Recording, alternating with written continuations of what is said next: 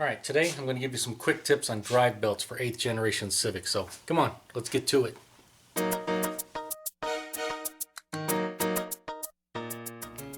Alright, so as you can see, there's our drive belt right there. This is the new one, it's already installed. And it goes down there and it goes around back in there. You can see it. And it goes down below. So it's a fairly long one. Obviously it covers all of our accessories.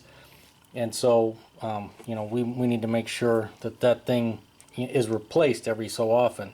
Probably every 60 or 70,000 miles is a good rule of thumb, just depending on the condition of it. Yeah, one of the things you're going to need is a good flashlight, because you got to be able to see down in there. You don't want that belt to be misaligned when you first start it up. You got to double check and make sure that belt is in all the grooves and everywhere it's supposed to be before you start it, otherwise you'll ruin that new belt. As you can see, I have this long wrench on the end of the tensioner right there, and it's a 19 millimeter, and this is what I recommend, having a nice long wrench. This is a Gearwrench set, and that you apply tension or apply pressure onto the tensioner, and that will release the belt, and you got to press it that way.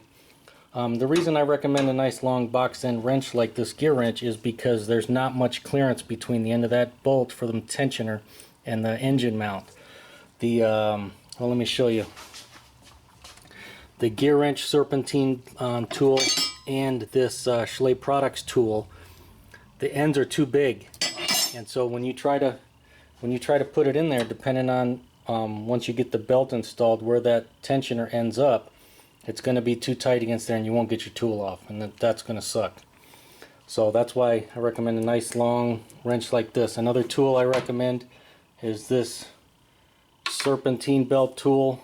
This one's from OTC. There's the part number right there, and it allows you to stick this down in there, and it helps you grab that belt and put it on the pulleys, especially that one back there where it's a real pain. You can't really get your hand down in there.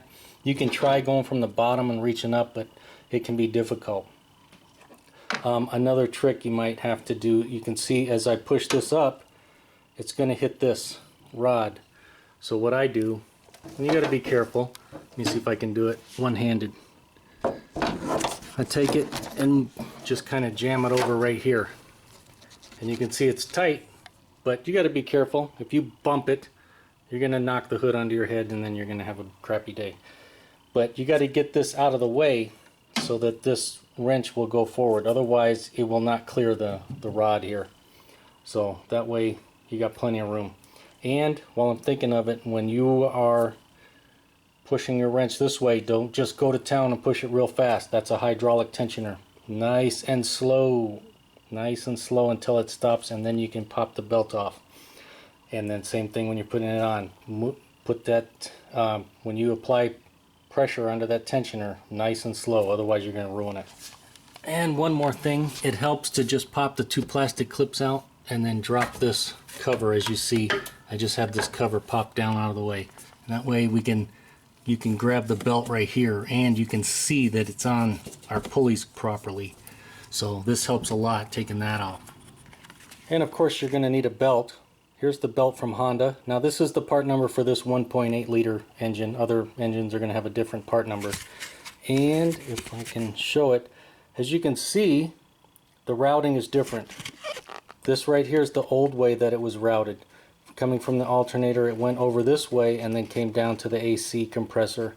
Now they've made the belt slightly different length, and now it comes across and goes right down to the AC and then comes back up this way. So obviously, if your belt is still routed the old way and you don't have a new belt on there, this is the correct way to do it now. They did this, there were some issues, I can't remember off the top of my head.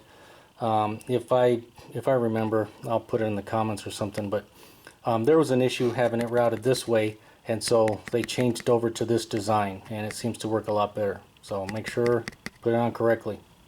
Now I remember why they changed the design of this belt. It was because the old way that it was routed would put extra pressure on the pivot bolt on the tensioner, and it would cause them to break, and they were breaking.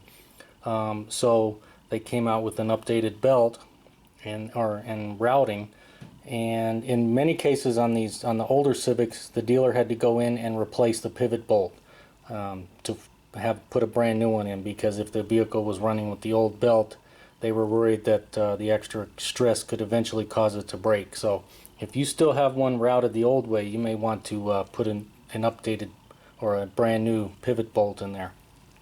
And the last advice I can give you is be patient. These things can be a pain. A lot of serpentine belts or drive belts on these Hondas can be a pain. Be patient, take your time, get it done right.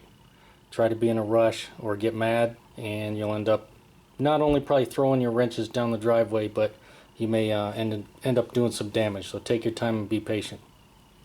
Well, there you go. Hope you enjoyed these little tips and tricks. And as always, if you enjoyed the video or helped you out, make sure to give it a thumbs up. Thanks for watching.